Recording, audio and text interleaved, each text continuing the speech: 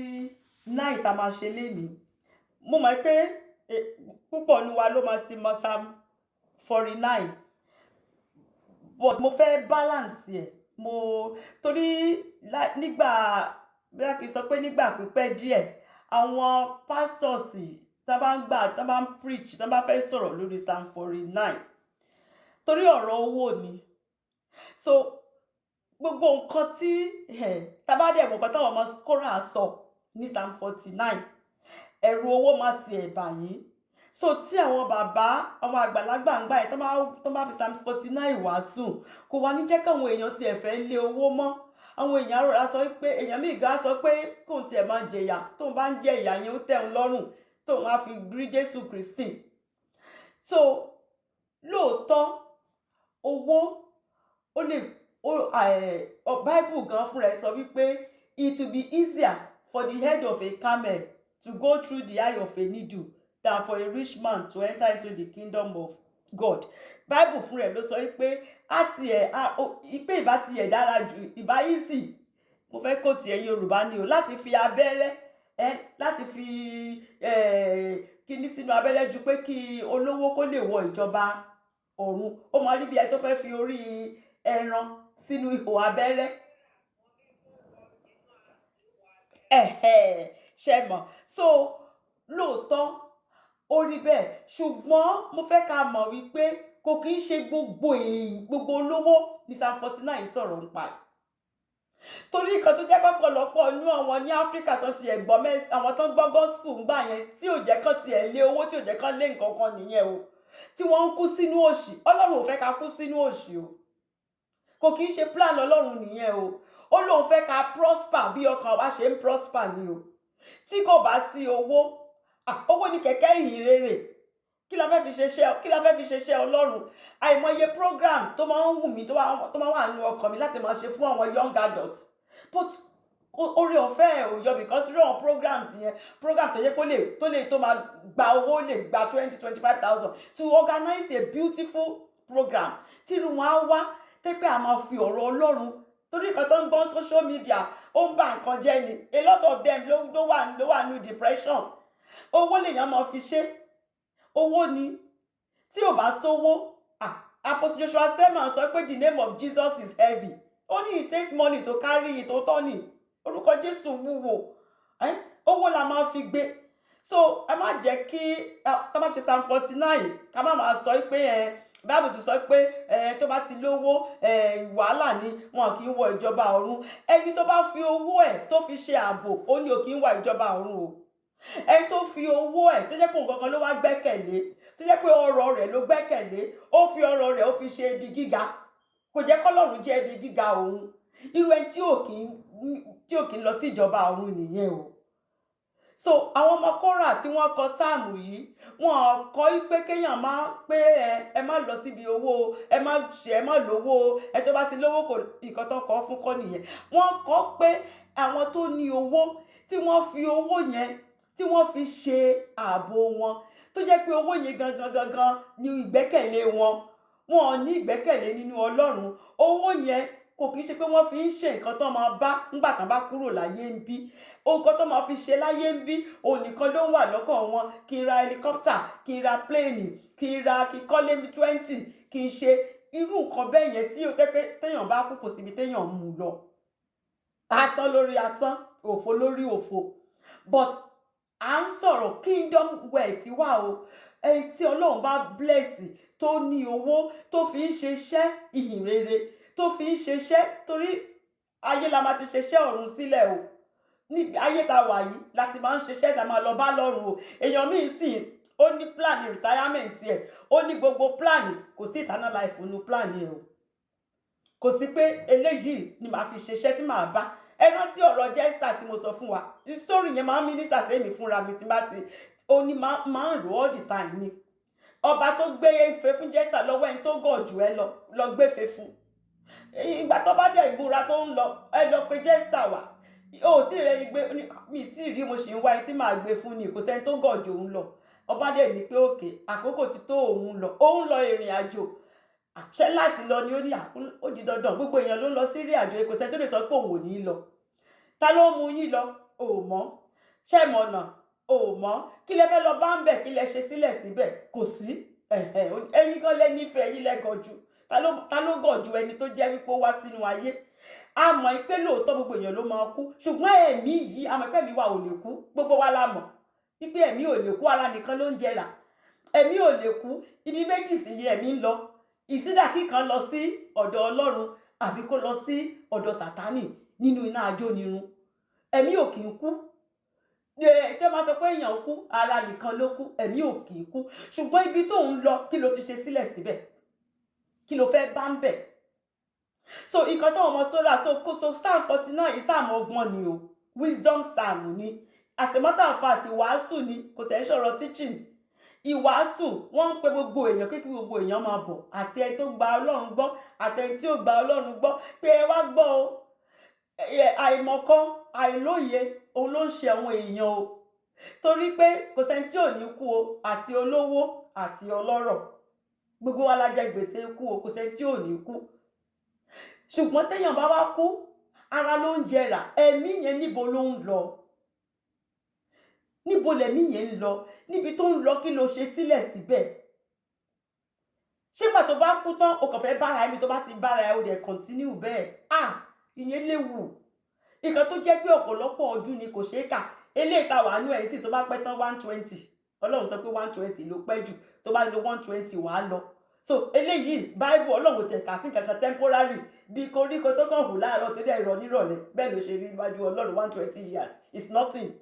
Ṣùgbọ́n ibi tá ń lọ yẹn tó jẹ́ pé ọ̀pọ̀lọpọ̀ ọdún ni millions of years kò ṣeé kà.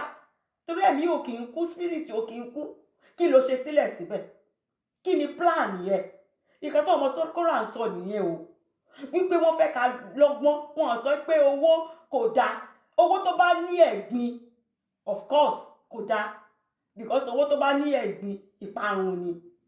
Ṣùgbọ́n owó tó bá jẹ́ wípé Ọlọ́run ló fi fún yàn, ẹni tó jẹ́ pé kò pànìyàn, ò ṣe bí, Ọlọ́run fún rẹ̀ gangan ló bless ẹ pẹ̀lú owó náà. Nígbà tó dẹ̀ fún ẹ, o waste ẹbí ti Solomon, o dẹ̀ lọ fi ń sin Ọlọ́run, o dẹ̀ fi ń ṣe iṣẹ́ Ọlọ́run, o ń jẹ́ kí iṣẹ́ Ọlọ́run jẹ́ kó máa lọ síwájú, o ń save owó sí báǹkì ni o wá bá ńgbà tó bá débẹ̀ o. Olọ̀rọ̀ Ọlọ́run ṣe sọ pé where your treasure is, there lies your heart. Níbi tí treasure èèyàn bá wà, ibi téèyàn ń lọ nígbà tá a bá kúrò bí, ibẹ̀ ló yẹ kọ́kàn wá wà. Ṣùgbọ́n tó bá ní plan gbogbo nǹkan, o kọ́lé 20, o ra helicopter, o ra gbogbo ẹ̀, lọ́jọ́ yìí tó bá ti kú, o máa da owó lẹ̀ ní. Tó bá fi $1 sí kò ní dúró, o máa jábọ́ ni. Ó máa jábọ́ ni. So nǹkan tó ọmọ Kórà ń sọ ni wípé àwọn fẹ́ ká mọ̀ kíní ká lè ní òye ni o. Ká lè mọ̀ bá ṣe máa gbé ìgbésí ayé wa. Ká lè mọ̀ wípé ayé yìí temporary ni o, àjò ni o. Ẹni tó bá lọ ọjà, ó máa padà wálé. Ọjà lásán la wá o. Ọjà ni o. So gbogbo nǹkan tá à ń lé lójoojúmọ́, tá à ráyè ṣe iṣẹ́ Ọlọ́run, tá à ń lé, mo fẹ́ délé, mo fẹ́ dogún, mo fẹ́ dọgbọ̀n, gbogbo ẹ̀. Àwọn ọmọ Kórà sọ pé lọ́jọ́ náà tó bá tẹ̀ ti kú, pé ẹwà ẹ tó beautiful jù gan, ẹwà ẹ̀ á parẹ́ mọ́ lára. Gbogbo ẹ̀ ló máa yẹ, kọ́ ló máa jẹ gbogbo ẹ̀. Kò sí nǹkan kan tó kù àfi spirit ẹ̀mí yẹn. Ṣùgbọ́n kí ló ṣe ń pa ẹ̀mí yẹn? Kí ló fẹ́ bá kí ni ń bo lẹ̀mí yẹn lọ? Kí ló ṣe sílẹ̀? So nǹkan tí mo ṣe ń sọ gbogbo eléyìí ni pé mi fẹ́ ká ní bá wọn ṣe, bí àwọn bàbá wa ṣe, àwọn àgbàlagbà ṣe kọ́ àwọn èèyàn ní Psalm 49. Mo fẹ́ kó yé wa pé Ọlọ́run ò sọ pé ká má lówó, pé owó ò dára o, owó dára. A nílò owó láti ṣe iṣẹ́ Ọlọ́run. Pásítọ̀ tí yóò bá rí owó, á parọ́, á náwó Ọlọ́run. Á ríran fẹ́ni tí ò yẹ kó ríran fún. Á parọ́, á lòun rí nǹkan tí ò yẹ kó rí. Ẹ má jẹ́ kí gbogbo ẹ̀ là ń rí nínú ilé Ọlọ́run. Nígbà tí pásítọ̀ bá ẹ tó pèrè ẹ̀ ní prophet àbí prophetess tó ní ìdí nǹkan, tó dẹ̀ mọ̀ pé sísà yìí àtọkọ ẹ̀ wọ́n wà pa, ó máa ríran fún wọn, ìran tọ́lọ́run ò rán, kó ba lè rówó ń bẹ̀. So we need money o. Ẹ má jẹ́ ká tanra wa o. A nílò owó o. Owó ò lè ra gbogbo nǹkan lóòótọ́, kò lè ra ìgbàlà ọkàn wa lóòótọ́ ni. Kò lè ra àlàáfíà lóòótọ́ ni, but ó lè tọ́jú èèyàn. Tówó bá kúrò nínú gbogbo àwọn nǹkan ayé ìyọkàn èèyàn á balẹ̀ díẹ̀, ṣé mọ̀? ṣùgbọ́n kéèyàn má sọ pé torí pé a ti sọ pé owó ò dáa mi ò ní le mi ò ní ṣe màkànra máa sin ọlọ́run mi ni wàá dẹ̀ máa jẹ ìyà ìyà yẹn á jẹ́ kéèyàn parọ́ á jẹ́ kéèyàn parọ́ tí ò yẹ kéèyàn pa á jẹ́ kéèyàn wá ṣẹ̀sọ̀ ọlọ́run àìníye gan ló máa wá destroy ẹni yẹn bí ọ̀rọ̀ Solomon àìníye gan ló máa kó bá ẹni yẹn ọlọ́run dẹ̀rẹ́ mímọ́ ni ẹni tí ò bá dẹ̀ ṣe mímọ́ kò lè débẹ̀ bó kàn fíra ẹ̀jẹ̀ tó sọ pé ò fẹ́ lówó ò fẹ́ ṣe òdẹ̀ gbé ìgbé ayé mímọ́ fáyà náà ló ṣe máa lọ náà ṣùgbọ́n ká lé owó lọ́nà tó tọ́ lọ́nà tá a mọ̀ pé ọlọ́run lọ́wọ́ sí ká má yí ọwọ́ lọ́wọ́ kí ló ṣe máa ń pè é àgbà má rẹ̀ níbi téèyàn ò sóòsí níbi tó ò ṣe sí kó má lọ gbà ń bẹ̀ kó má lọ ogún ológun nǹkan tí ò ń ṣe tiẹ̀ nǹkan tó lè mú inú ọlọ́run bínú kéèyàn má ṣe kéèyàn ní owó yẹn clean and clear ká dẹ̀ lò ó for kingdom purpose ó ti tán kò sí problem pẹ̀lú ẹ̀ so ọ̀rọ̀ yanjú ẹyọ kan òun la máa ní ká tó ka psalm 49 mo ti sọ fún àwọn ọmọ kóra ló ní psalm yẹn wọ́n máa fi ń kọrin nínú ìjọ náà ní bí gbogbo àwọn psalm tó kù láti máa rán gbogbo èèyàn létí wípé kò sẹ́ni tí ò ní kú o kò sí o so kó kálukú mọ bó ṣe máa gbé ìgbésí ayé ẹ̀ ká bá lè plan ayé wa nítorí ibi tá à ń lọ ká lè plan ẹ̀ dáadáa àtẹni tí ò dẹ̀ ní lọ tó yẹ pé kò ibi tó ń lọ ibi mìíràn ni completely so ìyẹn so sáàmù yìí sọ̀rọ̀ nípa ọrọ̀ ó sọ wípé asán ni gbígbẹ́kẹ̀lé ọrọ̀ ẹni tó bá ti gbẹ́kẹ̀lé ọrọ̀ asán ni o tí ò gbẹ́kẹ̀lé ọlọ́run asán ni ó kàn wá waste time láyé ni ọlọ́run nìkan ló lè jẹ́ ààbò ọlọ́run sì nìkan ló lè fúnyàn ní ìyà nípẹ̀kun owó ò lè jẹ́ ààbò ojú màmá ń ti olówó àìmọye patient ní hospital mo ní patient kan nígbà kan ní hospital obìnrin yẹn wọ́n sọ pé ó lówó rẹpẹtẹ wọ́n ṣe ó ní kinní sórí ẹ̀ so gbà tó máa fi parí gbogbo nǹkan kò lè sí kankan tó lè ṣe mọ́ so mo lọ síbi iṣẹ́ láàárọ̀ ọjọ́ yẹn inú mi ò tiẹ̀ dùn I think I was just broke lọ́jọ́ yẹn mo kàn lọ bí iṣẹ́ inú mi ò dùn obìnrin yẹn wà tó wá rí mi ó ní ó lóun dẹ̀ máa ń dúró pé tí n bá ti dé kó ń rí mi ni nítorí mo máa ń rẹ́rìn pẹ́ẹ́ni tí máa ń rí yẹn tí n bá ti dé kó máa ń jẹ́ kí inú òun dùn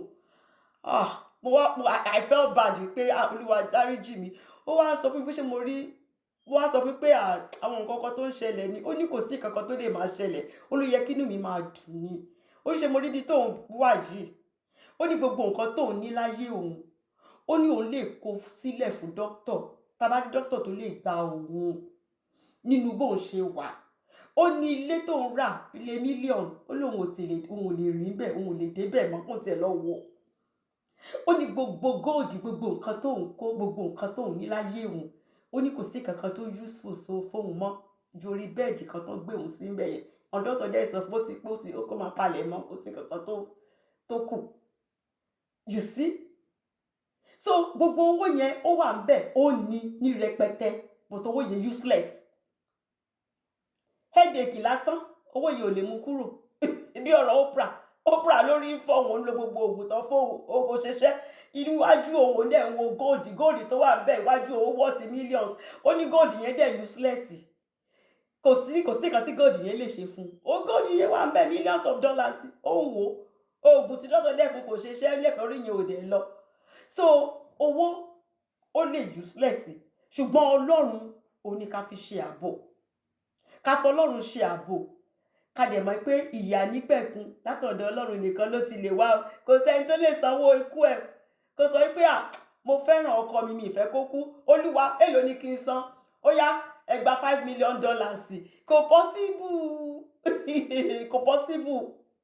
kò possible àbí mo fẹ́ràn ọmọ mi ìfẹ́ iye báyìí mo kò possible kò ṣeé ṣe so ìyà nípẹ̀kun látọ̀dọ̀ ọlọ́run nìkan èèyàn ti lè rí látọ̀dọ̀ ọlọ́run nìkan èèyàn ti lè rí ìyà nípẹ̀kun so àwọn ọmọ kódà ń kọ́ pé ká lè gbẹ́kẹ̀ wá lé ọlọ́run ni o ká má tiẹ̀ jowú àwọn ọlọ́rọ̀ tí ò kì í ṣèfẹ́ ọlọ́run o torí èèyàn mi sì tó bá ti rí ẹni tó lówó òun dẹ̀ ń sin ọlọ́run, àwọn tí yóò sin ọlọ́run gan-an gbogbo nǹkan lọ ní ìsàlẹ̀ ọ̀rọ̀ ọmọ lẹ́gbìn the rich also cry o, olówó ń sunkún o ẹ̀ẹ̀kan rí ni o nǹkan tí wọ́n ń là kọjá, tẹ bá mọ̀ nǹkan tó ń là kọjá ẹ bọ́ sí kọ̀rọ̀ yàrá yìí ẹ̀ tún dúpẹ́ lọ́wọ́ ọlọ́run ni.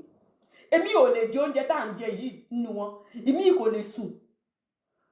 lè sùn ẹ̀rù owó yẹn máa ń bà wọ́n gan pé wọ́n trust èèyàn kankan, they are very lonely o, wọ́n lonely lókè torí kò sẹ́ni tán trust pé tẹ́lẹ̀ bá wá bóyá lè máa pa wọ́n, bóyá lè máa ṣe wọ́n, tó bá ń sọ wàhálà wọn fún yín ẹ̀yin gan ẹbí wọn pé kí ló dé. Elon Musk tó sọ pé lówó jù ń sìn, mo ní sí interview ẹ̀, wọ́n ní téèyàn bá fẹ́ rí bí titi ẹ̀ yìí pé kí ló gbà wọ́n níyànjú láti ṣe, ó ní kí ló dé téèyàn máa fẹ́ rí bí òun.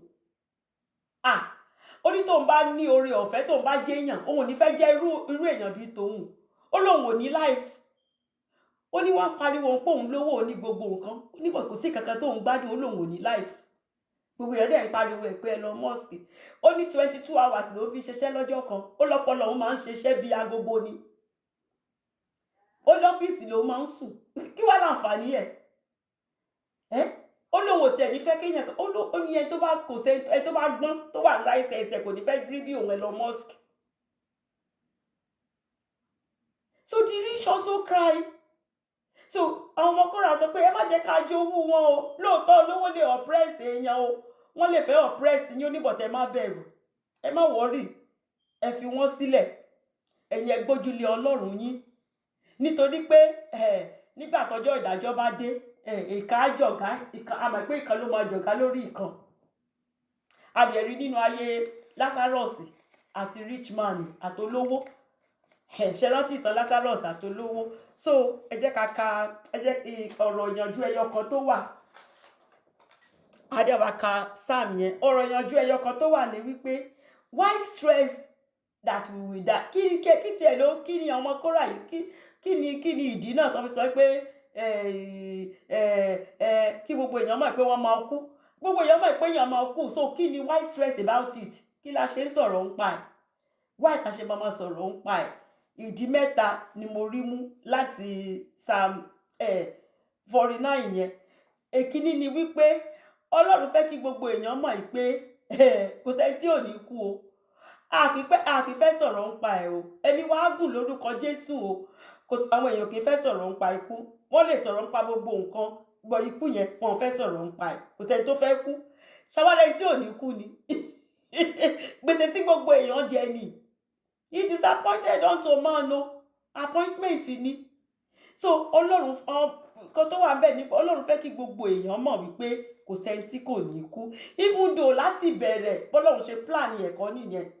Plan Ọlọ́run ni pé kó máa fellowship pẹ̀lú Adam àti Eve àwa ènìyàn, kó máa bá wa fellowship, ká máa gbọ́ Ọlọ́run ga, kájọ máa ṣe, ṣùgbọ́n nígbà tẹ́ṣẹ̀ ti wọlé mi tó bá tẹ̀ ti ṣẹ̀ ó máa kú ni, kò sí kankan lè ṣe sí.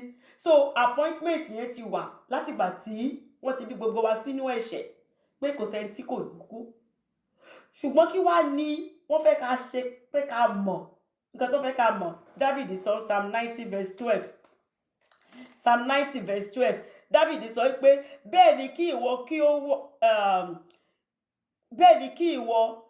kí ó kọ́ wa láti máa ka iye ọjọ́ wa, kí àwa kí ó lè fi ọkàn wa sípa ọgbọ́n, ká lè fi ọgbọ́n, ká lè fi gbé ìgbésí ayé tá wà yìí ni o, ká lè fi mọ̀ wípé ọjọ́ kan ń bọ̀ o, ọjà la wá sí o, ẹ tó bá lọ ọjà máa padà lọ lé o, ilé tó ń lọ kí ló fẹ́ bá ń bẹ̀ o.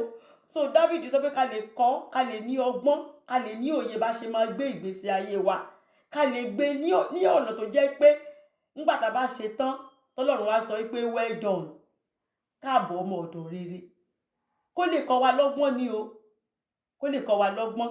Then like mo ti sọ pé a lè prepare fún retirement, gbogbo kan là ń prepare fún, but tẹ bá wo list èèyàn míì kò sí eternity ńbẹ̀, kò sí preparation fún ibi tó ń lọ. Òun ló lè ṣe pàtàkì jù, òun ló jẹ́ kó jẹ́ number 1 níbí ìlú wa. Màríyàn mi tẹ́ pé àti sọ táìtì lásán gan wàhálà ní àlòwò fún pásítọ̀ táìtì, ó ti gbàgbé pé eternity wà o ó rò pé pásítọ̀ lòun fún ní táìtì, ṣe mọ̀ kán dáwó kán lọ fi ṣe Ọlọ́run wọ́n rí pé pásítọ̀ ló ń da fún so kò sí ìtanísì rárá ń plan wọn so nǹkan tó ṣe fẹ́ ká ṣe mọ̀ nìyẹn wípé bó sẹ́ni tí ò ní kú o ṣùgbọ́n kọ́lọ́run fún wa lọ́gbọ́n kó fún wa lóye láti mọ bá ṣe máa gbé ọjọ́ ayé wa so that lọ́jọ́ náà a mọ̀ wípé àwa náà a ti ṣe nǹkan sílẹ̀ tá à ń lọ bá. ìdí kejì ni wípé wọ́n fẹ́ ká mọ̀ wípé ikú yìí o ẹ̀ṣẹ̀ ló mú wá o kò kì í ṣe bẹ́ẹ̀ lọ́lọ́run ṣe ṣe láti ìbẹ̀rẹ̀. Genesis 2 verse 16 to 17 ẹ lọ kà á mi ní ká kínní Genesis chapter 2 verse 16 to 17 wọ́n sọ fún Ádámù àti Éfà igi yìí ẹ má jẹ èso yìí o ẹ má jẹ ọjọ́ tẹ́ bá ti jẹ èso yìí ẹ máa kú ni o ṣùgbọ́n Sátánì lọ tàn wọ́n kí ni wọ́n ṣe ìyàwó jésù ó jẹ́ ó tún fọ́kọ ẹ̀ náà wọ́n jọ jẹ́ ọlọ́run dẹ̀rẹ́ tó bá ti sọ̀rọ̀ rẹ̀ ó máa ń mú ọ̀rọ̀ rẹ̀ wá sí ìmúṣẹ ni ọba tó gbé ọ̀rọ̀ rẹ̀ ga ju orúkọ rẹ̀ lọ òun lọ́lọ́run so ẹ ti jẹ́ ẹ̀dẹ̀ láti kú gbogbo wa dẹ̀rẹ́ nípasẹ̀ Ádámù àti Éfà la ṣe wáyé so wọ́n bí wa sínú ẹ̀ṣẹ̀ ni so torí pé wọ́n ti ṣẹ̀ wọ́n ti kùnà ògo ọlọ́run òun ni ikú ṣe dé ẹ̀ṣẹ̀ òun ló mú ikú wá kí la ṣe láti mọ̀ ìpẹ́ṣẹ̀ ló mú ikú wá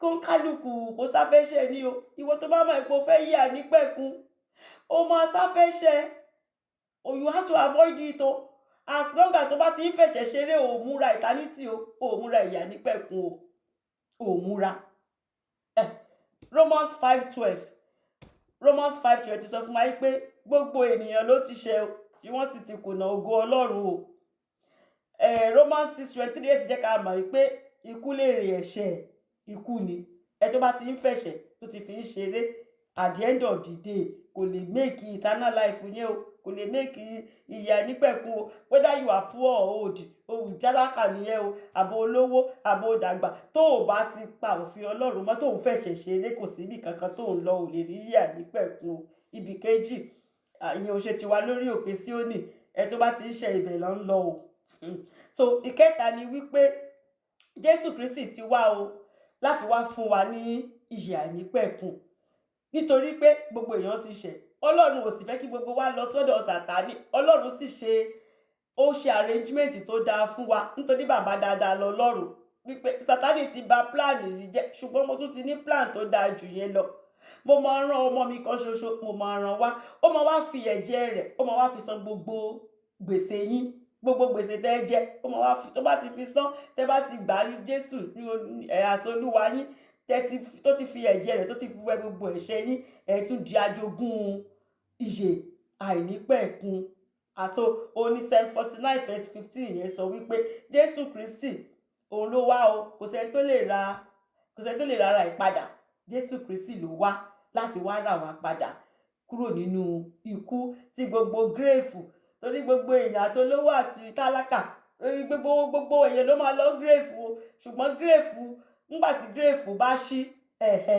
àwọn kan á bá Jésù lọ àwọn kan lọ sínú òkùnkùn níbi tán bìlọ́ǹgì sí ìyẹn ò ṣe tiwa lórúkọ Jésù so nǹkan tó kàn fẹ́ ká mọ̀ nìyẹn wípé ikú yìí kò sẹ́ni tí ò ní kú o ṣùgbọ́n ká fi ọgbọ́n ká fi gbélé ayé ká sá fún ẹ̀ṣẹ̀ pátápátá ká dẹ̀ mọ̀ wípé ìràpadà yìí ọlọ́run nìkan ló lè ṣe o kò síyàn kankan tó lè sanwó ẹ̀mí ẹ̀ o kò sẹ́ni tó lè sọ pé bóun ṣe fẹ́ báyìí ni ẹ jẹ́ ká ka Psalm 49 so verse 1 sọ fún wa wípé ẹ gbọ́ èyí mo sọ fún pa pé sáàmì wàásù ni even though wisdom psalm ni sáàmù ọgbọ́n ni but bí ìwàásù bẹ́ẹ̀ làwọn ọmọ Kórà bẹ́ẹ̀ lọ ṣe ẹ gbọ́ èyí gbogbo ènìyàn ẹ fi etí sí i gbogbo èèyàn ara ayé gbogbo èèyàn ló ń bá sọ̀rọ̀ kò ń ṣe born again nìkan kò ń ṣe ará ìjọ nìkan gbogbo èèyàn ní gbogbo àgbáyé làwọn ọmọ Kórà ń bá sọ̀rọ̀ o àti àwọn ọmọ ẹ̀yìn àti àwọn ẹni ọlà àwọn ọlọ́rọ̀ àti àwọn tálákà pẹ̀lú gbogbo èèyàn àtèèyàn ńlá àtèèyàn kékeré àtọlọ́rọ̀ àti tálákà ẹ wá gbọ́ ọ̀rọ̀ tí mo fẹ́ sọ torí ọ̀rọ̀ ọgbọ́n ni mo fẹ́ sọ jáde o ọ̀rọ̀ ọgbọ́n mo dẹ̀ fẹ́ kẹ́ ní òye mo fẹ́ kẹ́ ní òye ẹ̀ so verse 3 ó ní ẹnu mi yóò sọ̀rọ̀ ọgbọ́n àti ìṣàrò àyà mi yóò jẹ́ òye ṣe mọ̀ pé ìyàtọ̀ wà láàrin òye àti ọgbọ́n mo ti sọ fún wa lórí òkè Síónì, òye ni wípé mo mọ̀ ń pa nǹkan yìí, ọgbọ́n ni pé kéèyàn mú òye yẹn kó mú lò. Tẹ́ bá kàn mọ̀ ń pa pé òkè ẹ tó bá lówó tí ò bá fi ṣe kingdom, tí ò bá lò fún Ọlọ́run, tó bá lọ fi ń ṣe nǹkan míì, ó lè má make heaven. Ṣùgbọ́n téèyàn ò bá wá mú lò, kò lọ́gbọ́n, ènìyàn ò gbọ́n, ó kàn lóye ni. Kéèyàn kàn mọ̀ ń pa nǹkan, irú Bible study tá à ń ṣe yìí nsìn, èèyàn míì lè mọ gbogbo nǹkan tá a ṣe, kó tiẹ̀ bá ta bá pè é kó sọ gbogbo ẹ̀, ṣùgbọ́n kò mú lò. So tí ò bá ti mú lò kò kì í ṣọlọ́gbọ́n, kò sọgbọ́n ń bẹ̀. So ọmọ Kórà ń sọ wípé nǹkan táwọn ń sọ yìí ọ̀rọ̀ ọgbọ́n ni o, àti ìṣàrò àyà wọn ó jẹ́ òye. Àwọn fẹ́ ká ní òye kíní yìí, ṣùgbọ́n kò wá ń dúró níbi òye nìkan, wọ́n fẹ́ ká lọ ronú sí, ká meditate lórí ẹ̀, ká wá mú lò, pé kó wá di ọgbọ́n fún wa ká mú lò. Ní verse 4 ó ní èmi ò dẹ etí mi sílẹ̀ sí òwe, torí òwe ló fi òwe, pé òwe ni máa fi pa, máa sọ bí òwe bí òwe bí òwe ni. Ọ̀rọ̀ àtijọ́, ọ̀rọ̀ àwọn àgbàlagbà, ọ̀rọ̀ tó jẹ́ pé àwọn ancient ọ̀rọ̀ tó jẹ́ pé lóòótọ́ ni o, lóòótọ́ ni, kò sẹ́ni tó lè yí padà, ọ̀rọ̀ gidi ni mo fẹ́ sọ, wípé èmi ò dẹ etí mi sílẹ̀ sí òwe, èmi ó sì ṣí ọ̀rọ̀ ìkọ̀kọ̀ mi sílẹ̀. Ìyẹn ọ̀rọ̀ àtijọ́ ló mì ìbá ọ̀rọ̀ ìkọ̀kọ̀ mi sílẹ̀ lójú okùn dùrù. Máa tẹ̀, torí wọ́n fi ń kọrin ni, so lójú okùn dùrù. Ẹ máa bí Sunny Adé bá ṣe ń kọrin tẹ́lẹ̀, tó máa kọ lára orin tó máa fi ìlú parí ẹ̀, ẹ máa lè interpret nǹkan tó ń fi ìlú sọ. Bẹ́ẹ̀ làwọn náà ṣe ń ṣe lórí app. Wọ́n á máa fi, tó bá ti ń play ẹ̀bí jìtá yẹn, àwọn èèyàn mọ̀ nǹkan, wọ́n á mọ̀ túmọ̀ nǹkan tí wọ́n ń sọ. Wípé so òwe la máa fi sọ. Ẹ máa jó, a máa dùn mọ́ yín, ṣùgbọ́n mo fẹ́ kẹ́ kọ́gbọ́n nínú nǹkan tí mò ń sọ o. Mi sọ̀rọ̀ lásán. Nǹkan tí mò ń sọ yìí, mo fẹ́ kẹ́ kọ́gbọ́n nú ẹ̀. Nǹkan tó ọmọ Sórà tó ń sọ nìyẹn. Ní verse 5 ó ní èé ṣe tí èmi ò fi bẹ̀rù lé ọjọ́ ibi, nígbà tí ẹ̀ṣẹ̀ àwọn ajíni lẹ́sẹ̀ mi yí mi ká. Kí ló fẹ́ fa ìbẹ̀rù fún mi? Kí ló fẹ́ fa ìbẹ̀rù fọmọ Ọlọ́run? Nígbà tó lówó bá ń halẹ̀ mọ́ ẹ, nígbà tó lówó bá sọ pé kan báyìí ló máa ṣe, kí ló fẹ́ fa ìbẹ̀rù fọmọ Ọlọ́run? Ó ní láti bẹ̀rù. Kí ló tiẹ̀ fẹ́ fa kó tiẹ̀ envy wọn? Kí ló fẹ́ fa kó tiẹ̀ jowú olówó? Kí ló wà ń bẹ? Èèyàn míì sì tó bá rí ẹ tó ṣẹ̀ ra mọ́tò, tí mọ́tò yẹn ju titi ẹ̀, ara ẹ̀ ò ní lélẹ̀, ara ẹ̀ mọ́ gbọ̀ngbọ̀ngbọ̀ngbọ̀ngbọ̀ngbọ̀ngbọ̀ngbọ̀n ní, kò yẹ kọ́mọ Ọlọ́run ṣe rú ẹ̀. Ẹni tẹ́mi Ọlọ́run bá wà nú ẹ̀, kí ló wà nú mọ́tò? Kò sí. Èèyàn kan kọ́lé sẹ́kọ̀ọ́, kọ́ sábùjá, ìwọ ọ̀dẹ̀ tí kò síbẹ̀, ó dẹ̀ gbọ́ kókó gbogbo ara ẹ̀jẹ̀ gbogbogbogbogbogbo. Ó tí lẹ́mìí mímọ́, ó tí ní, kò sí kan tá a mú wá, kò sí kan tá a mú lọ, nothing, kò sí. So ó ní pé kò sí kan tó lè fi fa ìbẹ̀rù fún ọmọ Ọlọ́run lọ́jọ́ ibi yẹn, ni pé àwọn ọjọ́ kan máa ń wà tẹ́ pé olówó lè fẹ́ fìyà jẹ tálákà, tó lówó lè fẹ́ dálà tó wù ú, ṣe mọ̀, àbó ṣe nǹkan tẹ́ máa rò pé ẹ̀yin ṣẹ̀dẹ̀ sí Ọlọ́run, ẹ̀dẹ̀ nírú ẹ̀. Ó ní kò sí, there's no room for that o. Kò nílò láti ṣe gbogbo òye rárá. Kò síbẹ̀rù kankan tó yẹ kó wà fún ọmọ Ọlọ́run. Tó dáa mọ̀ wípé àwa ní better life jù wọ́n lọ. Zoe life ní tiwa o, tí ò ṣe fowó rà, Zoe ni. So verse 6 ó ní àwọn tí ó gbẹ́kẹ̀lé ọ̀rọ̀ wọn tí wọ́n sì ṣe ìlérí lé ọ̀pọ̀lọpọ̀ ọ̀rọ̀ wọn. Ẹ mọ̀ pé ọ̀rọ̀ kan tẹ́ bá gbọ́ àwọn olówó mìíràn tó bá sọ̀rọ̀, ẹ máa rò pé àwọn gangan ló dá ayé àtọ̀run. Ẹ ti gbọ́ kéyìn kan sọ pé ẹ lọ pé pásọ̀ yẹn wá, pásọ̀ yín yẹn lọ pé pásọ̀ yín wá, ìránṣẹ́ Ọlọ́run, ẹ lọ pé wá, torí pé wọ́n ló ti ń fún pásọ̀ lówó. Ìjọ náà ṣe bá wà là ń fún wọn lówó, tán bá ní ìdìkan wà là ń fún wọn lówó. Ẹ tó bá ti ṣe rú ẹ̀ kò lè bọ́ lọ́rùn rìn o. Ṣe mọ̀, wọ́n ti gbẹ́kẹ̀lé ọ̀rọ̀ yẹn, ọ̀rọ̀ wọn yẹn gangan ò ní gbogbo nǹkan. Ẹ máa rántí story ọkùnrin tó ní ọgbà àjàrà, Luke 12 verse 20. Ẹ máa kọ sílẹ̀, mi ní máa ka àwọn scripture yẹn torí kọ̀ǹpútà mi mímọ̀ kan tó ṣe é lénìí. Luke 12, ẹ lọ kà á. Nígbà tó kọ́kọ́ gbogbo ìkórè gbogbo nǹkan ìtàn kò dé, ó lóun nídìí láti ṣe ọgbà àjẹ́, òun láti tún ọgbà òun ṣe kó lè gba gbogbo nǹkan wọ̀nyí. Nígbà tó wá bá ṣe ọgbà, ó wá to gbogbo ẹ̀, nígbà tó wá tó sí tó wá jókòó, ó ní ìwọ ọkàn mi máa sinmi, ìwọ ọkàn mi sinmi, gbogbo nǹkan tó wà nílẹ̀ yìí ó sì ẹ lè jẹ tọ́dọ̀jọ́ kú ẹ ìgbádùn ló dẹ́ kú ó máa gbádùn. Ọlọ́run ní ọ̀dẹ̀ lálẹ́ yìí gangan ló máa gbẹ̀mí ẹ̀. Ẹni tó lẹ̀mí dẹ̀ gbẹ̀mí lálẹ́ ọjọ́ náà. Ọgbà àjàrà náà kí ló wá ṣẹlẹ̀ sí? Kò sí. Torí ẹ̀ sáà ni Solomon ṣe sọ pé Solomon ó lóun rí ibi lábẹ́ ọ̀run. Solomon ó lóun ṣe pé olówó rẹpẹtẹ. Ìwé oníwàásù orí 6 ẹsẹ̀ 1 sí 2. Ìwé oníwàásù Proverbs chapter 6 verse 1 to 2. Solomon sọ pé ó ní ibì kan bẹ tí tóun rí lábẹ́ ọ̀run. Ó ló sì ó ṣọ̀pọ̀ láàrin àwọn ènìyàn, ó kọ́mọ̀ láàrin àwọn èèyàn gan. Ó ní ẹni tí Ọlọ́run fi ọrọ̀, ọlá àti ọlà fún, tí kò sì sí nǹkan kan tó sì kù fún ọkàn rẹ̀ nínú ohun gbogbo tí ó fẹ́. Gbogbo nǹkan tó fẹ́ nínú ọkàn rẹ̀ gbogbo ẹ̀ Ọlọ́run fún pátápátá.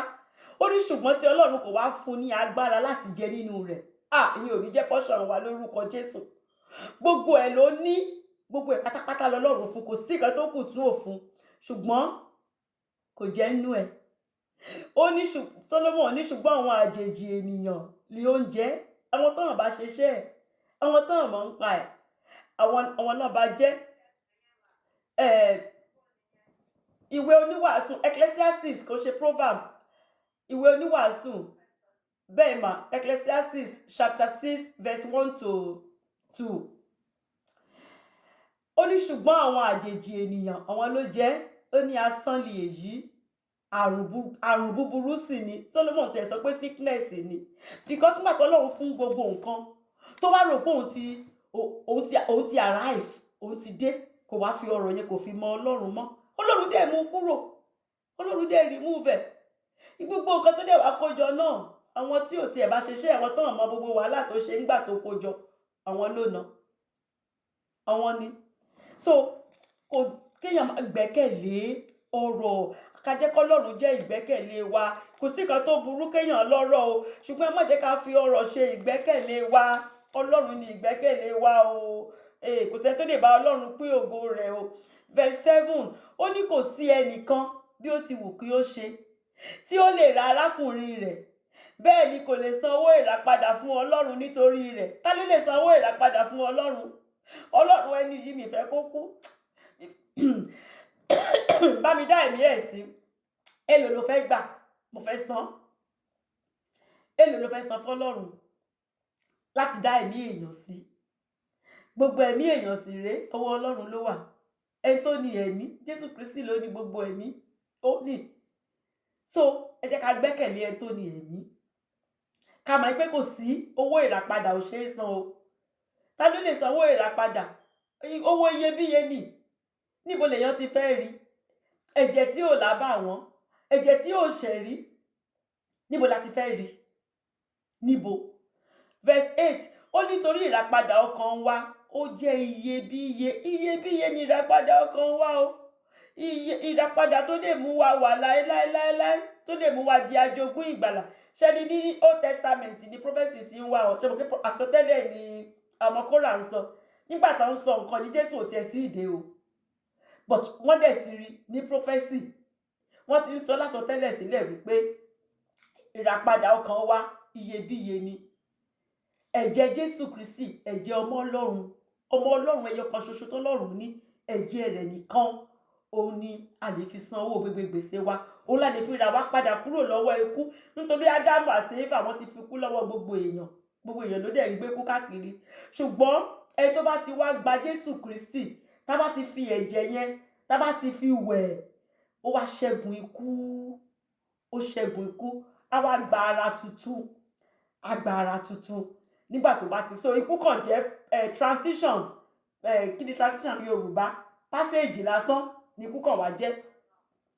Ọ̀nà láti lọ bọ́ lọ́run kò ní ikú kàn wá jẹ́ fún ẹni tó bá ti ní Jésù Kristi, ẹni tó jẹ́ ajogún ìgbàlà, ẹni tó ní ìyà nípẹ̀kun. So ọmọ Kórà sọ pé kò síyàn kankan tó lè sanwó ìràpadà ọkàn rẹ̀ o. Ó rò pé o gbọ́n, ó rò pé o máa yí nìkẹ́, o máa yí ní padà. Lọ́gbà tọ́jọ́ náà bá dé, gbogbo ọgbọ́n ẹ̀yìn ó useless. Gbogbo agbára tó lọ gbà yẹn ó useless o. Fire ló ń lọ o. Iná ajó ní rúra yìí. Ó ní o. Ìyẹn ò ní jẹ́ pé wá lórúkọ Jésù o. So nǹkan tó ń kọ̀ wá nìyẹn o, pé kò sẹ́ni tó lè san owó ìràpadà ara ẹ̀. Kò dẹ̀ sẹ́ni tó lè san owó ìràpadà ẹlòmíràn o. Ọlọ́run yìí nìkan ni o. Nítorí náà Ọlọ́run nìkan ni kó jẹ́ ìgbẹ́kẹ̀lé wa. Ní verse 9 ó ní pé kí ó fi wà láéláé, pé Ọlọ́run mi fẹ́ kẹ́ni yìí kú, mo fẹ́ kó wà láéláé. Ó yá fún wa ní bíìlì ẹ̀, èlò ló máa gbà? Mi ìfẹ́ kẹ́ni yìí mi ìfẹ́ kó rí ìsà òkú rárá. Irú ti Elijah, ṣe mọ̀ pé Ọlọ́run mú Elijah lọ, Elijah ò rí ìsà òkú. Ó mú Enoch lọ, Enoch ò rí ìsà òkú. Mo fẹ́ kí ẹni yìí bẹ́ẹ̀ mo ṣe fẹ́ kó ṣe rí. Èlò ló fẹ́ gbà Ọlọ́run, èlò ní bíìlì ẹ̀. Ẹni pé ẹni tó gọ̀ jùrú ẹ̀ onígo ohun kan ló yẹ kó gbé ife ọ̀dẹ̀ fún.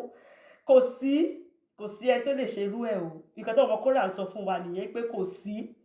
Nítorí náà ká fọlọ́run ká fi ṣe ìgbẹ́kẹ̀lé wa, àtàbó wa nìkan ni o.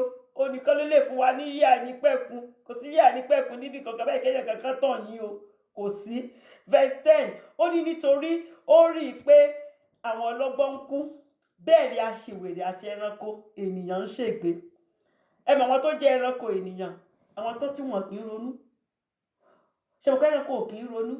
Ẹranko kò sí kan tó ń rò ju pé kí n róúnjẹ, kí n jẹun, kí n sùn, kí n jí, kí n máa káàkiri. So àwọn tó ọmọ Kórà ń sọ ń pa èyí, wọ́n ní pé wọ́n ti rí pé kò sí nǹkan kan, ikú ebu yẹn ló máa kú, àtolówó àti tálákà ọjọ́ kan náà ni wọ́n máa kú. Tó bá rẹ̀ ti kú, inú ihò náà máa wà, ibẹ̀ náà máa wà forever. Irọ́ ni o. Irọ́ ni o. Ẹni tó bá ní ìyà nípẹ̀kun tó ní Jésù Kristi, ó máa jí dìde o. Èyí tí ò dẹ̀ ní Jésù Kristi náà kò ṣe pé kò ní jí, ó kàn ń lọ sínú òkùnkùn ni, ó ń lọ hellfire ni. Ó ń lọ torí ẹ̀mí ò lè kú. So ikọ̀ tí wọ́n ń sọ, ẹ lọ ka ìwé Oníwàásù chapter 2 verse 6, Ecclesiastes chapter 2 verse 16, not 6, verse 16. Ẹ lè ka láti 16 dé ẹ ka gbogbo ẹ̀ bẹ́yẹn torí àkókò wa mi ò ní. So verse 11 sọ wípé ìrò inú wọn ni o, bí wọ́n ṣe rò nínú wọn ni pé kí ilẹ̀ wọn kí ó pẹ́ títí láéláé. Ṣé rí ilẹ̀ tí wọ́n rà yẹn, wọ́n ti rò kó mọ wà ń bẹ̀ láéláé ni o. Wọ́n ní kán ta ọmọ wọn gan kán fi ṣe, wọ́n á fi ṣe. Wọ́n ti rò pé lẹ́yìn ibẹ̀ ló máa wà láéláé. Àti ibùjókòó wọn ní láti ìrandíran ni. Generation wealth mo máa fi sílẹ̀ fún ọmọ ṣe mọ̀. Wọ́n á tún sọ orúkọ wọn. Ọmọ Kórà ní ilé wọn gan wọ́n á tún sọ lórúkọ wọn bíi ti Trump. Ṣebí tí Trump bá ti kọ́lé, ó máa kọ orúkọ ẹ̀ sí Trump Tower. Ṣùgbọ́n báwọn ṣe máa ń ronú nìyẹn. Tí n bá lè máa forúkọ mi sí àdúgbò yẹn gan, mo lè forúkọ mi sí, máa lọ gbàṣẹ ní local government ká kórúkọ mi wà ń bẹ̀. Gbogbo ẹ̀ asán lórí asán, òfo lórí òfo, vanity upon vanity, all this vanity. Verse 12 ó ní ṣùgbọ́n ènìyàn tí ó wà nínú ọlà kò dúró pẹ́. Ó dàbí ẹranko tó kàn ṣègbé ni o. Ó wà nínú ọlà tó dẹ̀ wà nú ẹ̀ kò fi ṣe kingdom, kò fi mọ Ọlọ́run o. Ó kàn ń nà ni. Èmi ni mo ṣe iṣẹ́, kò lè fi ṣàánú fẹ́yàn pàápàá. Tọ́dẹ bá ròṣẹ́ ròyà tó bá pẹran kò ní fúnyàn kankan jẹ tán máa sọ fún yín.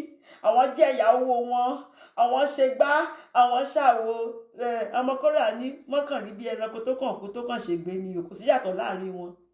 Nítorí wọn ò lè ronú, wọn ò gbọ́n, wọn gọ̀, wọn ò lóye, wọn ò sì ní wisdom. Òun ló ṣe sọ pé ọ̀rọ̀ ọgbọ́n ni mo fẹ́ bá yín sọ o. Òye ni o, mo fẹ́ kẹ́ ní òye, ṣùgbọ́n mi fẹ́ kẹ́ dúró lórí òye, mo fẹ́ kẹ́ ní ọgbọ́n, mo fẹ́ kẹ́ ní wisdom, kẹ́ mú lò. Òye tí mò ń fún yín lénìí mo fẹ́ kẹ́ mú lò. Ìkan tó ọmọ Kórà ń kọ́ wa. Ó mo ṣe sọ pé sáàmì wàásù ni wọ́n ń wàásù fún gbogbo ènìyàn ni. Kò ń ṣe tó ti di àtúnbí nìkan ló ń wàásù fún. Everybody ni. Wípé gbogbo nǹkan tá gbójúlé, gbogbo nǹkan tá ń pariwo, àwọn kan tó jọ wá lójú, gbogbo kinní wọ̀nyí pé kò sí nǹkan kan bẹ́ẹ̀ o. Ẹni tí ò bá mọnú rò, òun nìkan ló máa káṣára ẹ̀ mọ́ gbogbo nǹkan ayé yìí o.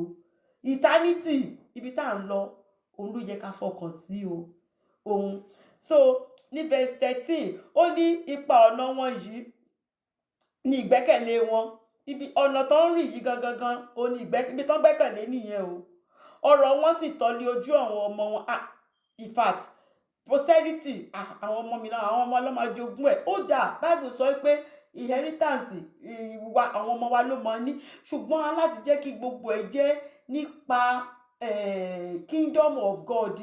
Gbogbo nǹkan tá a bá ń ṣe, gbogbo nǹkan tá a máa fún àwọn ọmọ wa láti jogún, ẹ jẹ́ kó jẹ́ pé gbogbo nǹkan nípa ti ìjọba Ọlọ́run ni o. Ẹ má jẹ́ kó jẹ́ pé ìka ayé yìí nìkan, ká fi gbogbo ẹ̀ ká jẹ́ káwọn ọmọ yẹn mọ̀ pé Ọlọ́run ni ìgbẹ́kẹ̀lé rẹ o. Gbogbo nǹkan tí mò ń fún ẹ yìí Ọlọ́run ló fi fún mi o. Má dé stage kan tó máa tàpá sọ́lọ́run o. Má tàpá sọ́lọ́run. Gbogbo nǹkan yìí Ọlọ́run ló pèsè ẹ̀ fún mi o. Má fi ṣe iṣẹ́ Ọlọ́run lọ. Má ran àwọn ènìyàn lọ́wọ́. Má gbéraga. Tó bá ti gbéraga sọ́lọ́run, wàhálà dé o. Má jẹ́ kí àwọn nǹkan wọ̀nyí má jẹ́ kó jẹ́ ipa ọ̀nà rẹ o. Kò dára.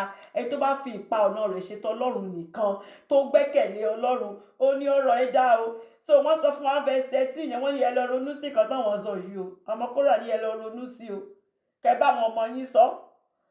Kẹ má jẹ́ kó tọ́ lójú wọn wípé nǹkan tí mo ti ní yìí ò ní ìgbẹ́kẹ̀lé mi.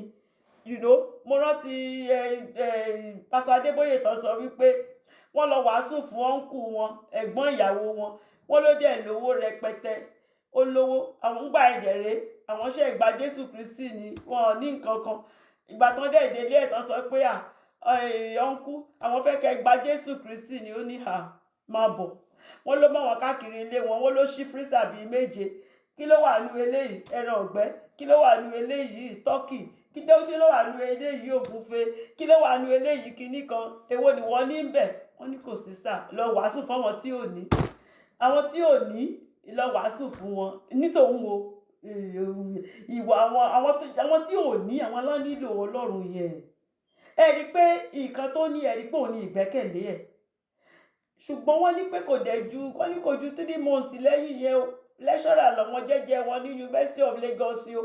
Àfìgbà tó sọ pé yóò kàn ń béèrè àwọn ò tiẹ̀ dẹ̀ recognize ẹni náà dáadáa. Àwọn súnmọ́ káwọn tó mọ̀ pé àna wọn ni. Kí ló dé sà? Kí ló ṣẹlẹ̀? Nígbà wo sígbà wo ni? Àwọn ní problem. Ní irú problem wo tẹ̀lé jẹ́ ká gbọ́? Wọ́n ní ibi iṣẹ́ àwọn ti kó bá wọn ní kọ́ ibi iṣẹ́ tán wọ́n dálẹ̀. Kí ló dé? Àwọn tó ń bá wọn ṣiṣẹ́ accountant, torí bàbá ò kàwé, bàbá kan lówó ni millionaire tí ò kàwé.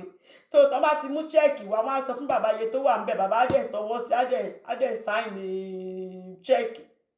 So iye tó sọ fún bàbá pé ó wà ńbẹ̀, nígbà tí bàbá ti sign chẹ́ẹ̀kì tán, níṣẹ́ ló lọ fi 00 sí lẹ́yìn, lówó wá di millions. Bẹ́ẹ̀ ni wọ́n lọ gba owó ní báǹkì, owó tó jẹ́ pé ó ju gbogbo owó tí bàbá fún rẹ̀ gan ní báǹkì wá sọ fún bàbá yìí pé owó tán gbà tó yẹ kán bẹ̀rẹ̀ sí ní máa san, wọn àti wá san. Àwọn ò jẹ́ yín lówó. Wọn ní kí ni? Iye mílíọ̀nù báyìí lẹ́gbàá. Bàbá ní àwọn ò jẹ́ yín lówó ni. Ẹ ti gbowó. A máa ta lé yín tẹ́ ẹ̀ bá bẹ̀rẹ̀ sí ní sanwó. A máa ta kọ́ńpìnì. Nígbà ni bàbá rántí pé àbí Jésù yìí lè gbà mí. Àbí kí lọ bá Pastor Adébóyè kó gbàdúrà. So wá gbàdúrà fún mi Jésù ẹ̀yẹn náà, Jésù tó sọ yẹn, tó bá lè gbà mí nínú wàhálà tí mo wà yìí. Ṣe rí pé ó ti fi àwọn nǹkan tó ní, ó ti ṣe ìgbẹ́kẹ̀lé. Àmọ́yẹ tẹ́ máa lọ wàásù fún báyìí, wọ́n máa sọ fún yín pé look, I got everything, I don't need anything, you go talk to others. Wọ́n á sọ fún yín bẹ́ẹ̀. Ìkan tí wọ́n ní, èèyàn míì kan sọ pé kò sí nǹkan tíjọba òun ò fún un. Láyé Democrat kò ń ṣe ń sìn o. Láyé Democrat l'Amẹ́ríkà wà ní gbogbo nǹkan, kò sí nǹkan tíjọba wọn ò fáwọn. Nísìnyí àwọn náà mọ̀ pé ń sìn pé wọ́n lè fi ìjọba wọn ṣègbẹ́kẹ̀lé mọ́. Àfẹ́ tó bá fọ Ọlọ́run ṣègbẹ́kẹ̀lé nìkan. So nǹkan táwọn ọmọ sọ́ra tí wọ́n ń sọ nìyẹn. So ó wá ní verse 14, ó ní bí àgùntàn lè à ń tẹ́ wọn sí isà òkú, ikú yóò jẹun lára wọn. Ẹni dídúró ṣinṣin nìkan òun ló máa bọ́ lọ́rùn ìjọba, òun ló máa jí ní òwúrọ̀ o. Ní òwúrọ̀ ọjọ́ àjíǹde, ẹni tó bọ́ lọ́rùn rìn, ẹni tó fi ayé ẹ̀ tó fi sin Ọlọ́run, ẹni tó ti ṣe ìpèsè sílẹ̀ tó fẹ́ lọ bá níbi tó ń lọ, òun ló máa jí ní òwúrọ̀ lọ́jọ́ àjíǹde o. Ẹni tí kò bá gba Jésù Kristi yìí, tí kò múra ìyà nípẹ̀kun sílẹ̀, nígbà tó bá kú bí àgùntàn ni o. Wọ́n kàn máa tẹ sísà òkú náà ni. Ikú máa jẹun lára ẹ̀, á fìdí lára ẹ̀. Á jẹ ìgbà tó bá fìdí lára ẹ̀ tán. Nígbà tó bá ṣe Sátánì, á tún wá mú spirit ẹ̀, sóòlù ẹ̀ á mú lọ. Wọ́n á lọ máa torment ẹ̀ nínú iná. nínú iná. Ṣùgbọ́n ẹni tó bá jẹ́ wípé ó dúró ṣinṣin tó bọ́ lọ́rùn yìí tó bá rìn tó sáfẹ́ṣẹ̀ tó gbàgbọ́ pé Jésù Kristi bó ṣe jíǹde bẹ́ẹ̀ ló náà ṣe máa jíǹde láàárọ̀ ọjọ́ àjíǹde á dìde adẹ́tún mú ara tó máa fún ara tí ò lè di bàjẹ́ mọ́ ara tí ò lè bàjẹ́ yẹn la máa fi ṣe eternity o forever and ever ni o ṣùgbọ́n àwọn Bible sọ pé ẹwà wọn á rẹ̀ ó máa rẹ̀ kúrò ní ìsà òkú òun ló máa jẹ́ dùgbé wọn torí ibi tí Sátánì wà ìsà òkú ni they are as good as dead níbi tán wà kò sí kankan there is no life there wàhálà ni tọ́mẹ̀ǹtì ni ìpayín keke ní Bible sọ pé ìpayín keke òun ni wọ́n ń ṣe ń bẹ̀ ṣùgbọ́n lọ́jọ́ àjíǹde ẹni tó bá Jésù Kristi rìn lówùúrọ̀ ọjọ́ àjíǹde nígbà tí pé yẹn bá dún òkú nu Kristi òun ló máa kọ́kọ́ jí dìde a dẹ̀ rí example kì í ṣe pé bóyá Bible fún wa ní example nígbà tí Jésù Kristi jáde pé ní Jerusalem àwọn grave bẹ̀rẹ̀ sí ní ṣí nígbà tí Jésù Kristi dìde grave bẹ̀rẹ̀ sí ní ṣí àwọn òkú tó ti kú wọ́n jáde táwọn èèyàn rí wọn ní Jerusalem yìí kì í ṣe pé bóyá kò ṣe pé bóyá akànsọ́ lẹ́nu tí àwọn òkú tí wọ́n jí dìde ni torí ìwé Hosea eléyìí ṣe pàtàkì Hosea chapter 13 verse 14 Hosea chapter 13 verse 14 ó ní èmi ó rà wọ́n padà lọ́wọ́ agbára ìsà òkú èmi ó rà wọ́n padà lọ́wọ́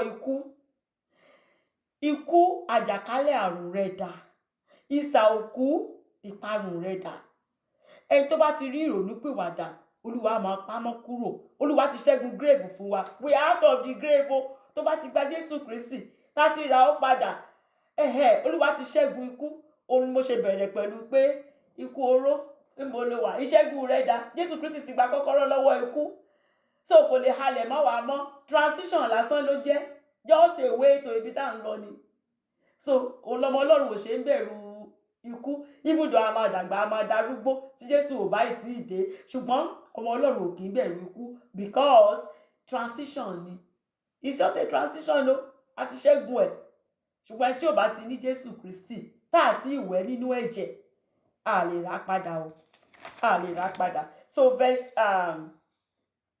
15 ó ní ṣùgbọ́n Ọlọ́run ni yóò ra ọkàn mi lọ́wọ́ ìsà òkú ṣẹ́rí Ọlọ́run nìkan ló ń ra ọkàn èèyàn ní ìsà òkú o nítorí pé òun ó gbà mí Olúwa máa gba ẹni tó bá ti gba Jésù Kristi ní Olúwa àti olùgbàlà rẹ̀ o a máa rà á kúrò nínú ìsà òkú o Romans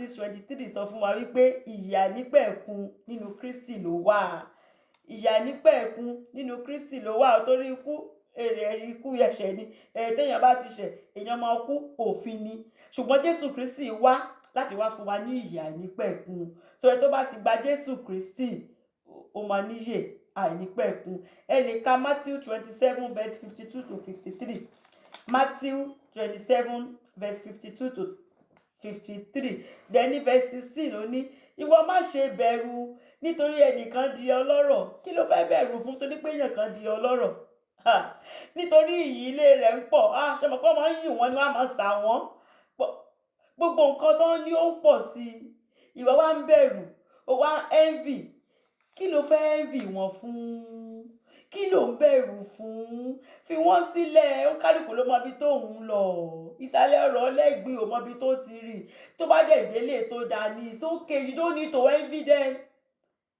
kò sí reason láti máa jowó ẹ tó lówó ẹ tó bá ní glory be to God etí wọ́n dẹ̀ ní kó ní tẹ́lọ́rùn ó dúpẹ́ lọ́wọ́ Ọlọ́run ó ti tán kò sí kankan tó yẹ kó ba ẹnì kankan lẹ́rù pé torí pé èèyàn kan lọ́rọ̀ sí wọ́n yìí gbogbo nǹkan ẹ̀ ń pọ̀ sí gbogbo títí ẹ̀ dẹ̀ ré kò rí ibi títí ẹ̀ and so what you are a child of the Most High God you are a child of the Most High God prince Ọlọ́run kí ló ń wá nǹkan tí Ọlọ́run fún ẹ owó ò lè rà ó dẹ̀ mọ irú nǹkan tó wọn gan ń là kọjá you don't even know you have no clue nǹkan tó lówó ń rà tó ń là kọjá the rich also cry o àwọn ló ń wà depressed ju o ẹ̀yin lọ bá àwọn olówó sọ̀rọ̀ ẹ máa rí pé àwọn olówó wà depressed jù torí ìbẹ̀rù pé ọjọ́ kan wọ́n á fi gbogbo owó yìí sílẹ̀ àwọn òde mọ̀ nǹkan táwọn ọmọ wọn kán lè ṣe especially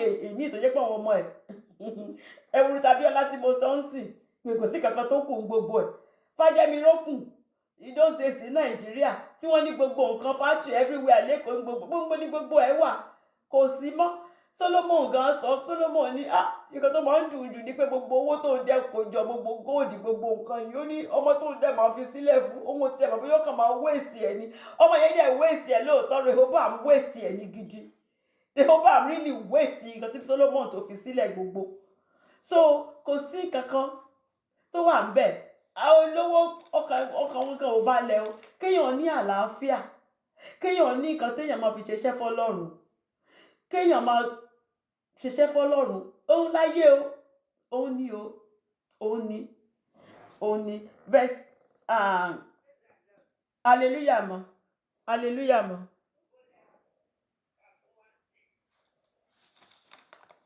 ṣe Matthew 27 verse 52 to 53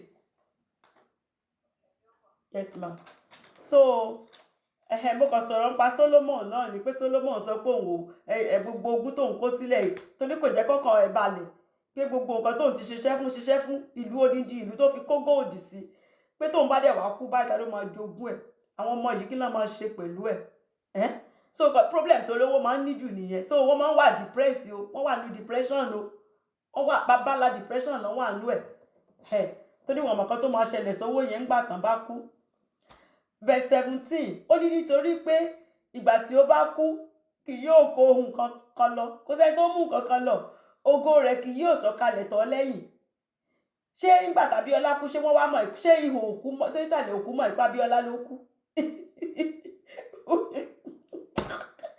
àti tálákà àtolówó ìsàlẹ̀ 6 feet ní ìwé kan wà tán ti ẹ̀kọ́ pé how much land lèèyàn nídìí láyé yìí ọkùnrin yẹn sọ pé 6 feet péré ni ọkùnrin yẹn ní 6 feet olótìtọ́ mo tẹ́ni mo máa kàwé yẹn lọ́jọ́ kan olówó ni o ó ní gbogbo ẹ̀ o but nígbà tó wá rí gbogbo ayé ẹ̀ lẹ́yìn tó wo gbogbo nǹkan tán ó wá ní gbogbo kinní wọ̀nyí it's just vanity upon vanity pé ẹni tó bá gbọ́n pé 6 feet nìkan péré ló nídìí gbogbo nǹkan tó gbogbo ilé tó ń rà tó ń ṣe wàhálà táìm tó yẹ kó fi ṣe gbogbo àwọn nǹkan mìíràn kò sí kankan tó ń ṣe òun ṣáà ń lé owó yẹn ni bẹ́ẹ̀ ló ra ilẹ̀ káàkiri bẹ́ẹ̀ ló ń ṣe gbogbo ẹ̀ ó ní 6 feet nìkan lèèyàn nídìí o ó ló ti tán so verse 18 ó ní nígbà tí ó wà láyé bí ó tilẹ̀ ń súre fún ọkàn rẹ̀ ṣe mọ̀ pé a máa sọ pé mo try ṣe mọ̀ mo yàtọ̀ sọ́wọ́n tán ní nǹkan kan yèmí náà try ẹ mọ iye ilé tí mo kọ́ sábùjá ẹ mọ iye tí mo ní sílùú mi ẹ mọ iye tí mo ní sẹ́kọ̀ọ́ èmi náà try ẹ mọ iye mọ́tò tó ń páàkì síwájú ṣe mọ̀ nígbà tó wà láyé ó súre fún rẹ̀ ó jẹ́ kí mo try èmi náà achieve ṣe mọ̀ mo débẹ̀ èmi gan lè sọ pé yes I belong nígbà tó bá ti kúrò tó bá ti wà lábẹ́ ihò rántí ikán ẹmọ kan tó ń jẹ ikán ọmọ kòkòrò ló máa kọ́kọ́ jẹ ara ẹ̀ iye ò tiẹ̀ mọ̀ pé wọ́n tiẹ̀ fi pósí tó wọ́n jù láyé wọ́n fi góòdì sí iye kòkòrò máa jẹ́ ń bẹ̀ ni wọ́n máa jẹ́ ni wípé so kò sí kankan tó wà ní gbogbo kìíní yìí o àfi kéèyàn sí Ọlọ́run o àfi kéèyàn sí Ọlọ́run kó fọlọ́run ṣe ìgbẹ́kẹ̀lé rẹ̀ o kó mọ̀ ìpé lọ́jọ́ náà tójú òun bá dì tí kò lè ṣí mọ́ bọ́lọ́run nìkan ló tún lè ṣí ojú yẹn pé Jésù Kristi nìkan ló lè bá jọba ikọ̀ tó ń tú àti sọ yìí pé kò sí nǹkan kan tó wà ńbẹ̀ o torí nígbà tó wà láyé bí ó tilẹ̀ súre fún ọkàn rẹ̀ tí àwọn èèyàn sì ń yìn bàbá kẹ̀ ẹ́ á máa sá Sunny Adé á máa fi kọrin nígbà tó bá dé abẹ́ ẹ̀hò kò sẹ́ tó máa rántí pé Sunny Adé ó kọrin fún o kò sí tá bá ti gbé síbẹ̀ tó ti da ìyẹ̀pẹ̀ sí everybody padà lẹ́yìn ẹ̀ nìyẹn ó kò wọn àti wá ẹ̀ o ó kò wọn àti wá ẹ̀ so verse 19 ó ní ọkàn yìí ò lọ sí ọ̀dọ̀ ìran àwọn bàbá rẹ̀ ọkàn rẹ̀ ibi táwọn bàbá rẹ̀ lọ because tí ò bá ṣàtúnṣe tó jẹ́ pé òun náà báwọn bàbá ẹ̀ ṣe bẹ́ẹ̀ ló náà tún ibẹ̀ náà lòun náà máa tún lọ kò sí bí kankan tó máa tún lọ tó yàtọ̀ sí torí pé kò ṣàtúnṣe kó tó kúrò nú ayé ó ní wọn kì yóò rí ìmọ́lẹ̀ láéláé ìyẹn ló burú jù pé inú tó bá ti dijú yẹn inú òkùnkùn òun lójú wọn máa tún là sí, wọn à ní rí ìmọ́lẹ̀ mọ́ láéláé. ẹjọ́ ṣó wá wọ̀ tiẹ̀ ni, ṣó wá wọ̀ tiẹ̀? years upon years nìyẹn o tí ò ṣe é kà o. ṣùgbọ́n àwa tá ní Jésù Kristi hallelujah, ògo ni fọ́lọ́run lókè ọ̀run. ẹni tó ní Jésù Kristi tó dúró ṣinṣin, tá a rà padà, tá ti fi ẹ̀jẹ̀ Jésù Kristi tá ti fi rà padà lọ́jọ́ náà, transition lásán ni. tẹ bá ti lọ ojú yín máa ṣí ìmọ́lẹ̀ ìgbà ilẹ̀ máa rí ìmọ́lẹ̀ ni o. ẹ máa wo títì tán fi gold ṣe mansion ni omi tí ò sí kú, kò sárùn, kò sí wàhálà, kò sí pé ó gbóná, kò sí pé ó tún, gbogbo everything beautiful ni. ṣé kò yẹ kéèyàn múra irú bẹ̀? ṣó yẹ kéèyàn gọ̀ kó máa sọ pé àwọn tó ti lọ àwọn kinní kan? ẹ wo ọ̀rọ̀ Ọlọ́run òótọ́ ni o, òótọ́ ni, kò sóòótọ́ kankan mìíràn ní kankan lẹ́yìn ọ̀rọ̀ Ọlọ́run o. so nǹkan tá a ṣe ń ṣe Psalm 49 nìyẹn o, kó ní kálukú lọ kọ́ ọgbọ́n. òye la ṣe léni o, ẹ ti gbọ́, ẹ ti lóye ẹ̀, ṣùgbọ́n àwọn ọmọ Kórà fẹ́ ká sọ ọ́ di ọgbọ́n, ká mú lò, pé ká mú lò, ká lè lọ tú, ká lè jókòó, ká lọ ro ilé ayé wa, ká ro àkókò tó kù, ká wo nǹkan tá a máa fi ṣe fún Ọlọ́run. nítorí 1 Timothy chapter 6 verse 17, 1 Timothy chapter 6 verse 7, sorry, 1 Timothy chapter 6 verse 7 sọ fún wa wípé nítorí a kò mú ohun kan wá sí ayé o, bẹ́ẹ̀ ni a kò sì lè mú ohunkóhun jáde lọ. kò sí nǹkan kan, bó tiẹ̀ lówó ju Dangote lọ, 1 naira kò lè bá ọ lọ, kò síbi tó ń bá ẹ lọ, kò sí. so verse 20 ó tún wá repeat nǹkan tó sọ ní verse 12 pé ọkùnrin tí ó wà nínú ọlà tí kò mòye ó dàbí ẹranko tí ó ṣègbé ni o. ẹni tí kò mòye bí ẹranko ni o, ẹranko tó kàn kú, ẹ mọ̀ bá kùtọ̀ ṣe máa ń kú, wọ́n á kàn kú lásán, á dẹ̀ jẹ́ rà, that's it o, from there fire ni. wípé so ẹ tó bá wà nínú ọlà tó rò pé olówó, gbogbo nǹkan dùn, òun gbádùn ayé, ò ṣe gbogbo ẹ̀bọ̀ tó mòye o mòye pé ìyá nípẹ̀kún wà, ẹ̀mí ẹ ò lè kú, ara nìkan ló ń kú o, ẹ̀mí ò kú, ẹ̀mí ń lọ bìkan, bó lẹ̀mí ẹ̀ ń lọ, níbo ni? nǹkan táwọn ọmọ Kórà sọ nìyẹn. ẹ jẹ́ kí n conclude pẹ̀lú wípé kò sí nǹkan kan tá a mú wá sínú ayé o, kò dẹ̀ sí nǹkan kan tá a mú lọ. ẹni tí kò bá ti ní Jésù Kristi, ẹni tí kò bá ti ṣe iṣẹ́ ibi tó ń lọ, tí ò bá ti ṣe sílẹ̀, kò sí nǹkan kan tó ń lọ bá o. ẹni tó bá ń fi ẹ̀ṣẹ̀ tó fi ń ṣeré, kò sí nǹkan kan tó ń lọ bá.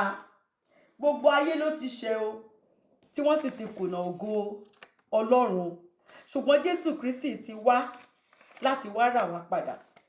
ó wá kù sọ́wọ́ wa, a ti ní òye lénìí, ó wá kù sọ́wọ́ ẹ tó máa gba ọgbọ́n náà, tó máa lọ mú lò, tó mọ̀ wípé kò sẹ́ni tí kò ní kú o, ṣùgbọ́n lẹ́yìn ikú ìdájọ́ ni o. ìwé Hébérù orí 9 ẹsẹ̀ 17, Hebrews chapter 9 verse 27, ó ní níwọ̀n bí a sì ti fi lélẹ̀ fún gbogbo ènìyàn láti kú lẹ́ẹ̀kan ṣoṣo, ṣùgbọ́n lẹ́yìn èyí ìdájọ́ ni o. onídàájọ́ òdodo sì lọ́lọ́run o, a máa ṣèdájọ́ tèmi, a máa ṣèdájọ́ tiyín. kí lẹ fẹ́ bá lọ́jọ́ ìdájọ́?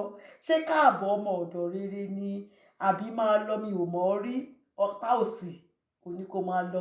èyí tó bá sì ti lọ sápá òsì, ẹ fàyà ni o. ṣe rántí Ábúráhámù àti olówó àti ọlọ́rọ̀ tí wọ́n jọ lọ sí Lásárọ̀sì, tó lówó bá ń wá sọ fún bàbá Abraham pé bá mi sọ fún olówó pọ́n ti èlé pé ibi tó ń wá yẹn ó gbóná, ibi tó ń wá yẹn ó gbóná, ó korò, tó bá tiẹ̀ lè fi ọwọ́ kán lè fi tọ́ omi, kán lè fi kún tiẹ̀ lè rí omi díẹ̀ kó lè kàn sí òun lẹ́nu. wọ́n ní ọgbọ́n wà láàrin ìwọ àti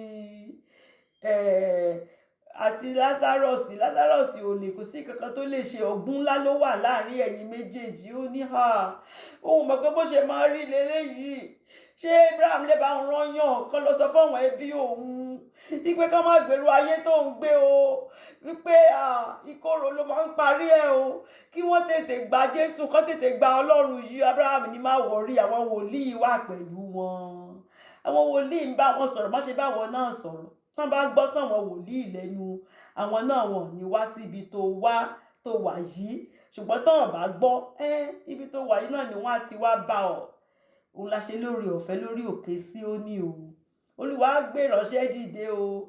Olúwa ń bá wa sọ̀rọ̀ lójoojúmọ́ lórí òkè Síónì o. Ẹni tí ò bá Jésù Kristi, ẹni tí ò ní ìgbàgbọ́ nínú Jésù Kristi kò ní yí àìnípẹ̀kun o. Ẹni tá a bá fi ẹ̀jẹ̀ Jésù Kristi ká fi wẹ gbogbo ẹ̀ṣẹ̀ rẹ̀, ká rà á padà. Owó iyebíye ni o, kò sẹ́ni tó lè san o. Jésù dẹ̀ sì san, kò tún nílò ká tún san mọ́.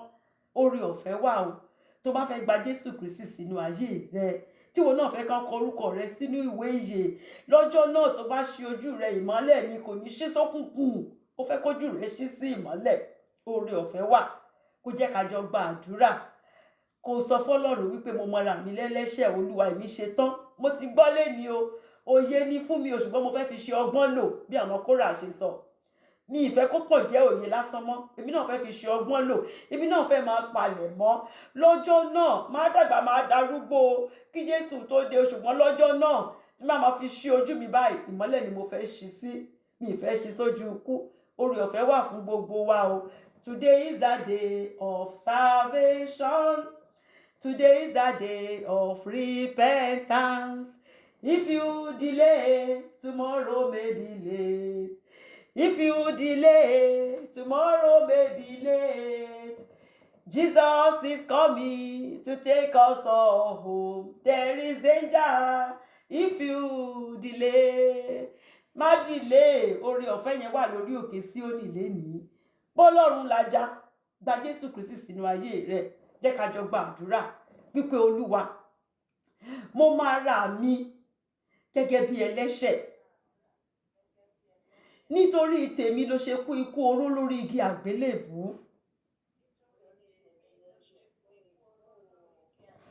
Dárí gbogbo ẹ̀ṣẹ̀ mi jì mí.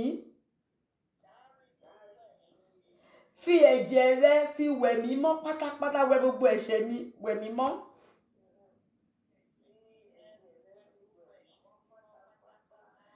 Èmi náà fẹ́ bá ọ jíǹde bó ṣe jíǹde lọ́jọ́ kẹta. Mo gba Jésù Kristi ní Olúwa àti olùgbàlà mi.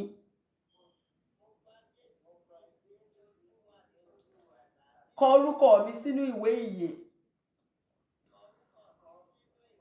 Ẹni tó bá sì sọ lóòótọ́ àti lódodo láti ọkàn rẹ̀ wá, tó sì gbé àgbélébù rẹ̀, tó bẹ̀rẹ̀ sí tẹ̀lé Jésù Kristi, tó ń sá fún ẹ̀ṣẹ̀, tó dúró ṣinṣin, lọ́jọ́ náà nígbà tó bá máa fi ṣí ojú rẹ̀, ìmọ́lẹ̀ ló máa ṣí sí.